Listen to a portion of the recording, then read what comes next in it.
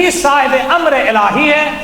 یہ علی خداوند متعال کی طرف سے حرف کن فیکون کے اوپر اختیار رکھتا ہے، کلن کاملن اختیار رکھتا ہے امیر المومنین کا وجود کہ عالم ہستی میں، کائنات کے اندر، نہ صرف دنیا میں بلکہ اس دنیا سے ماورا جتنے بھی عوالم ہیں، تمام تر عوالم میں خدا کے اذن سے جس طرح سے چاہے علی چیزوں کو بدل دے. یہ امر الہی امیر المومنین کے بعد منتقل ہوا امام حسن مجتبیٰ کے پاس، مولا حسین کے پاس.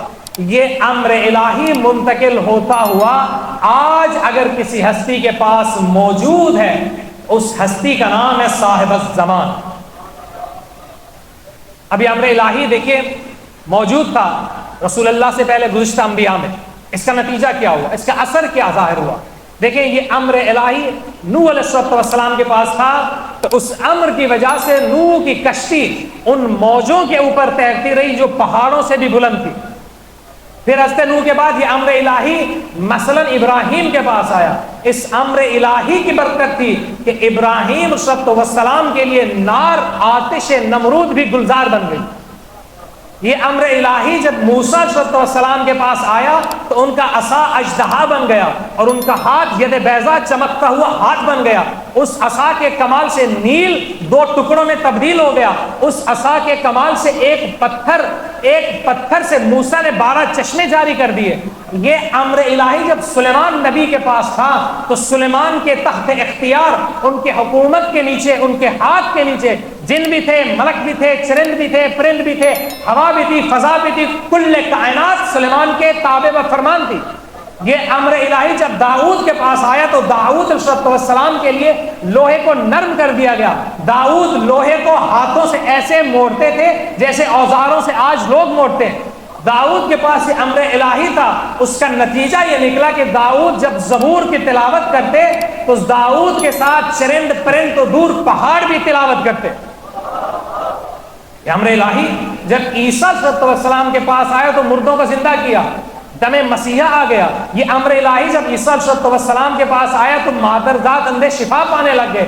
عیسیٰ کے بعد یہ امر الہی آیا رسول اکرم کے پاس. رسول اکرم اس امر کے الہی کے حامل تھے. اس کا نتیجہ یہ تھا پیغمبر ہاتھ اٹھا کے اشارہ کرتے تو چاند 2 ٹکڑے ہو جاتا. یہ امر الہی پیغمبر کے پاس تھا. جب پیغمبر سنگریزوں کو اٹھاتے تو سنگریزے پتھر پیغمبر کا کلمہ پڑھتے. درختوں کو حکم دیتے تو درخت چلتے ہوئے پیغمبر کے پاس آتے.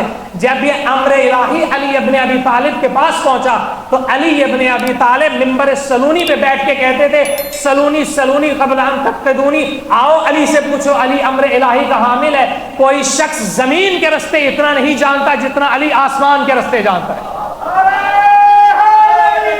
یا علی اللہم صلی اللہ علیہ وسلم. یہ امر الہی منتقل ہوتا ہوا آتا گیا کس کے پاس؟ صاحب الزمان کے پاس، میرے اور آپ کے مولا کے پاس.